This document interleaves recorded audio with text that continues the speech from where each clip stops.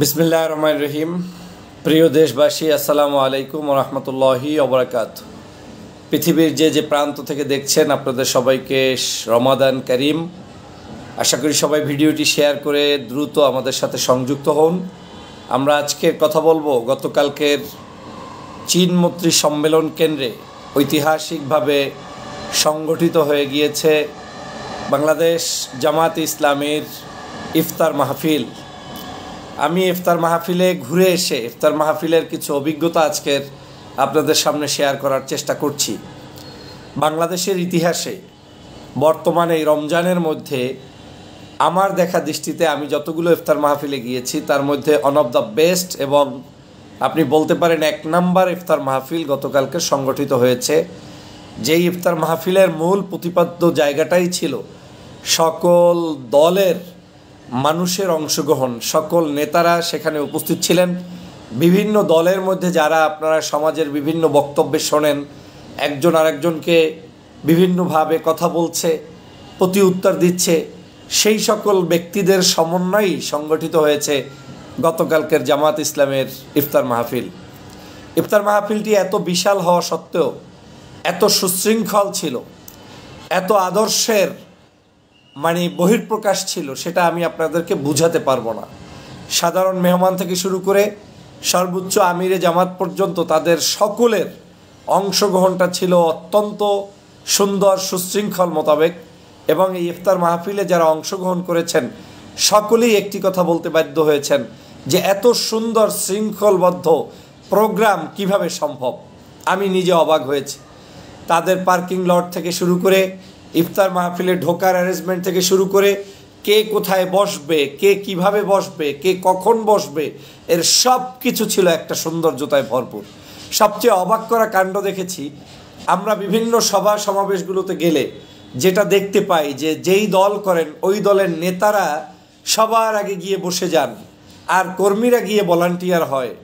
গতকালকের ইফতার মাহফিলে দেখলাম জামাত ইসলামের ইফতারিতে কর্মীরা নয়, বরং জামাত ইসলামের থানা পর্যায়ের, জেলা পর্যায়ের আমির লেভেলের লোকেরা এক একটা জায়গায় এক একটা টেবিলের দায়িত্ব নিয়ে তারা দায়িত্ব পালন করছেন, প্রত্যেকে ভলান্টিয়ারের ভূমিকা পালন করছেন।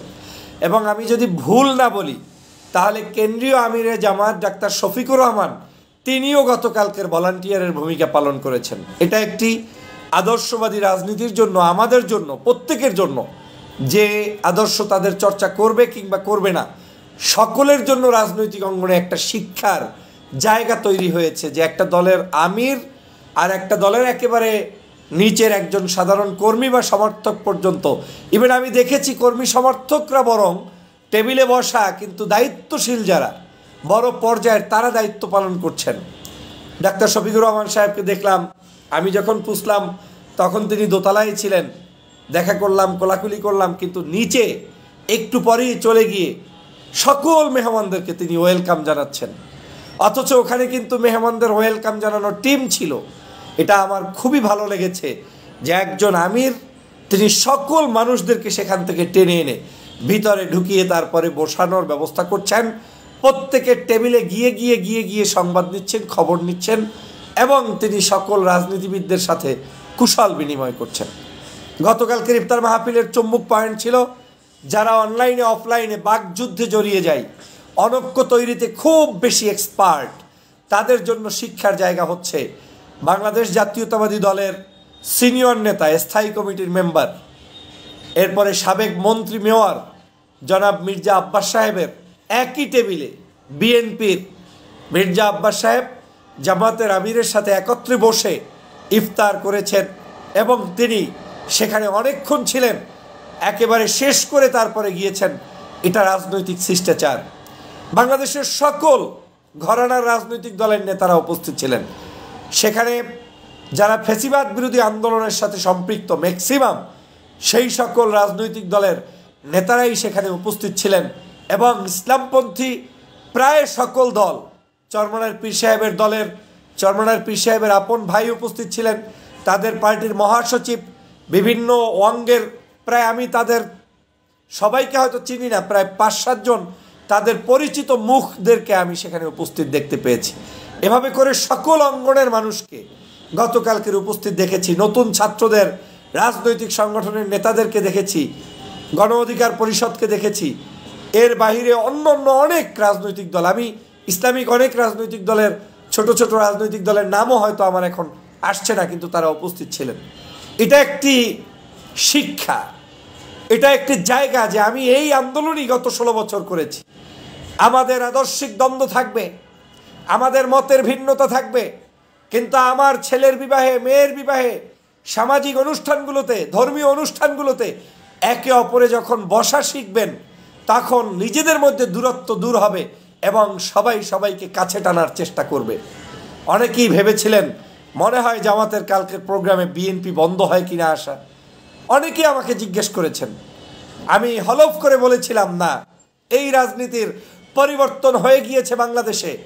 এখন আর কেউ কাউকে দাওয়াত না দিলেও প্রবলেমে পড়বে, আর দাওয়াত দিলে না আসলেও প্রবলেমে পড়বে। এখন আর সেই যুগ নেই।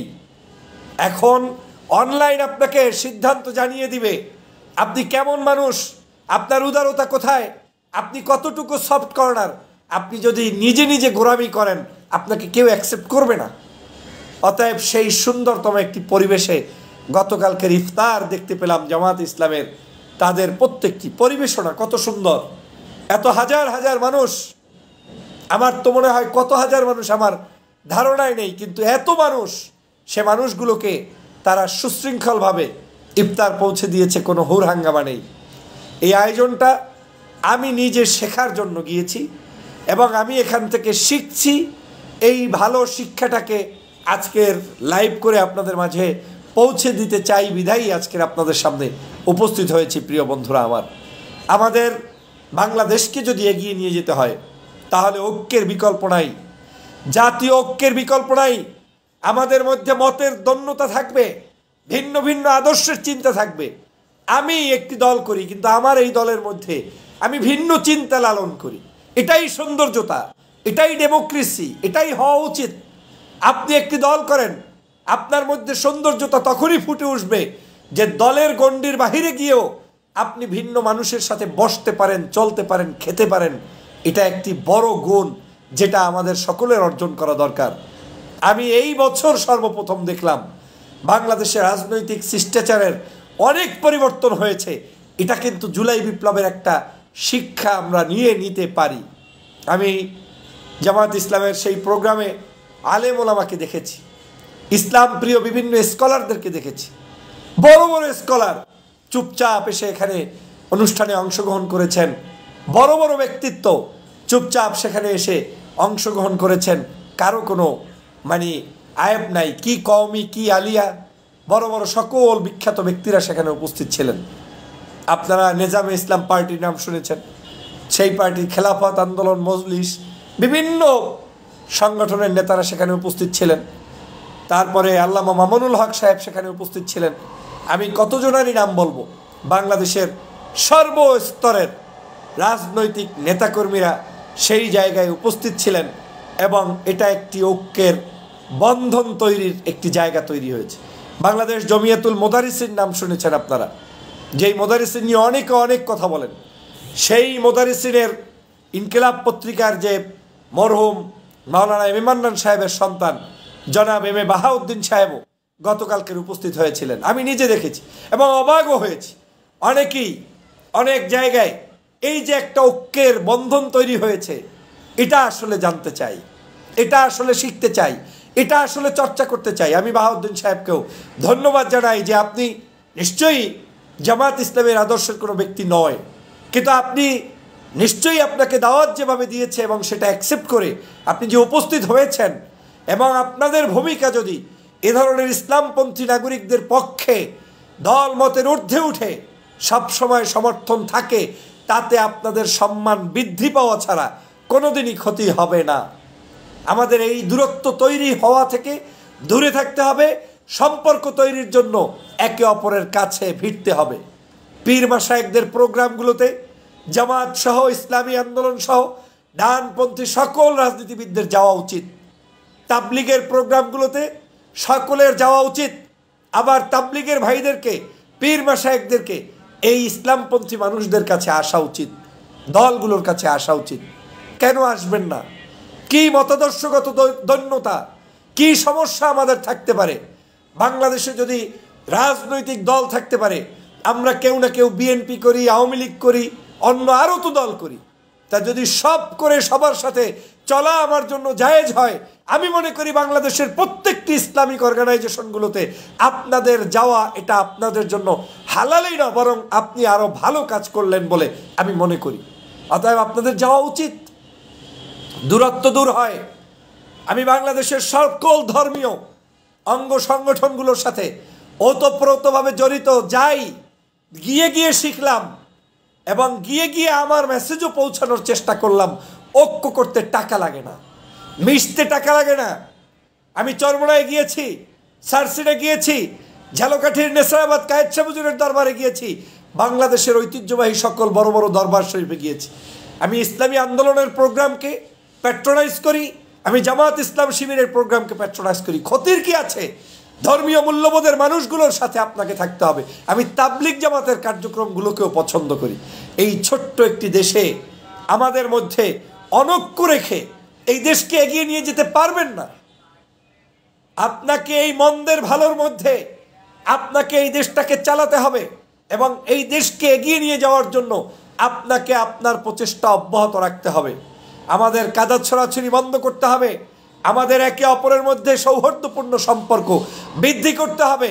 সামাজিক অনুষ্ঠানগুলোতে সবাইকে দাওয়াত দেওয়ার প্রবণতা চালু করতে হবে। ফতুয়া আমরা বহু দিয়েছি, বহু শুনেছি, আর এগুলো করতে করতে আমাদের এই ছোট্ট বাংলাদেশের মধ্যে ইসলামিক নাগরিকদেরকে আর বিপদের মধ্যে ঠেলতে চাই না। প্রিয় বন্ধুরা আমার, জামাত ইসলামের গতকালকের প্রোগ্রামটা যারা আয়োজন করেছেন, আমি তাদেরকে আন্তরিকভাবে ধন্যবাদ জানাই। অবশ্যই একটা যুগোৎপদ প্রোগ্রাম আপনারা করতে পেরেছেন। সবচেয়ে ভালো দিকটা হচ্ছে এত বড় আয়োজনে কোনো শব্দ নাই, কোনো হুড়হাঙ্গামা নাই, কোনো ঠেলাঠেলি নাই, কোনো গুতাগুতি নাই, কেউ কারোর সাথে কোনো ঝগড়া নাই। এত বড় আয়োজনে কোনো নেতার সিট নিয়ে সমস্যা নাই। বড় বড় আমির রাস্তায় রাস্তায় হাঁটছে, এটা শিক্ষার। তারা আমাদেরকে টেনে টেনে বসাচ্ছে, এটা শিক্ষার। এই শিক্ষা আমাদের সবাইকে গ্রহণ করতে হবে এবং এই শিক্ষা নিয়ে আমাদেরকে চলতে হবে। আগামীর বাংলাদেশের বিরুদ্ধে বহুত ষড়যন্ত্র চলমান আছে।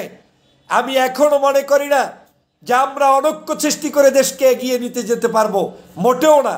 আমাদেরকে এখনো আমাদের উচিত আমাদের এই আগামীর বাংলাদেশকে গঠনের জন্য বিএনপি, জামাত, চরমোনাই, হেফাজত, কওমি, আলিয়া, ইসলামিক সকল রাজনৈতিক দল, ডানপন্থী বিশেষ করে, সবার ভিতরে জাতীয় ঐক্যমত গঠন করা, দেশকে এগিয়ে নিয়ে যাওয়ার জন্য যেভাবেই নির্বাচন করি না কেন, কিন্তু অন্ততপক্ষে শত্রু না ভেবে এরাই আমার বন্ধু, এই চিন্তার আলোকে এগিয়ে যাওয়া। না হয় আমাদেরকে ব্যবহার করে ভিনদেশি তাবেদাররা এই বাংলাদেশকে ধ্বংস করার চেষ্টা করবে। আসুন সে ব্যাপারে সজাগ দৃষ্টি রাখি। সবাই ভালো থাকবেন, সুস্থ থাকবেন এবং প্রত্যেকের ভালো কাজগুলোকে স্বীকার করবেন। আপনি জামাতের খাবার খেয়ে আসতে পারলেন, স্বীকৃতি দিয়ে একটা পোস্ট করতে পারবেন না, এটা হীনমন্যতা। এই হীনমন্যতা দূর করতে হবে। আপনি চরমোনাই গেলেন, এত সুন্দর আয়োজন তারা করলো, আপনি তাকে নিয়ে একটু পোস্ট করতে পারবেন না, এটা হীনমন্যতা। এই হীনমন্যতা দূর করতে হবে। যেখানেই যাবেন, যার ভালো দিকটা আপনার কাছে স্পষ্ট হবে সেটা আপনি প্রচার করবেন, জানাবেন। এভাবেই মানুষের সাথে দূরত্ব ঘুচিয়ে আসবে। অতএব বাংলাদেশের সকল হকপন্থী, ইসলামপন্থী যে সকল মানুষরা দেশের জন্য, স্বাধীনতার জন্য, ধর্মের জন্য লড়াই করে যাচ্ছে, তাদেরকে আমরা উৎসাহ প্রদান করব, তাদের পাশে থেকে আমরা তাদের কাজকে এগিয়ে নিয়ে যাব, সেই প্রত্যাশা ব্যক্ত করছি। সবাইকে রমজানের শুভেচ্ছা জানাচ্ছি। ভালো থাকবেন, সুস্থ থাকবেন। আল্লাহ হাফেজ। আসসালামু আলাইকুম ওয়া রাহমাতুল্লাহি ওয়া বারাকাতুহু।